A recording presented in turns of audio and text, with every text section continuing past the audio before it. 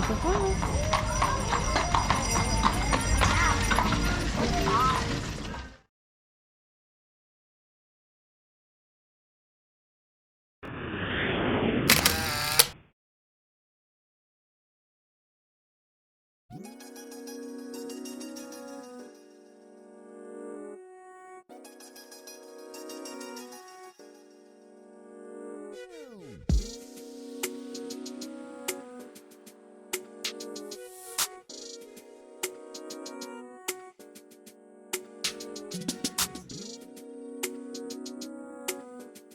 Hey everyone, we're on Avila Street.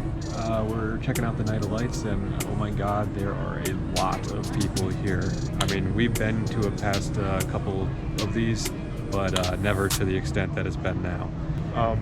It really is a beautiful sight. I mean, you wouldn't believe the type of light displays that we're seeing here.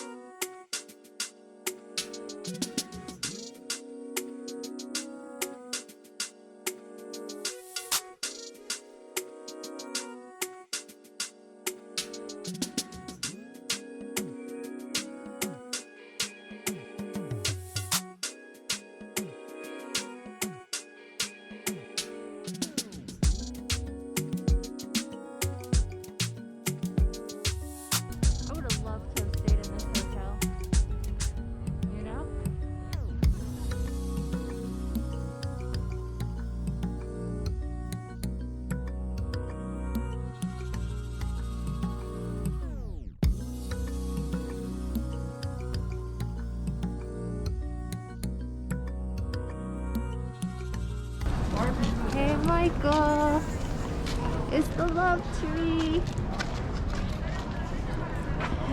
So this tree that we are standing under is the love tree in St. Augustine's. It's a palm tree and a regular tree that grew together. And if you kiss under it, you'll stay in love forever.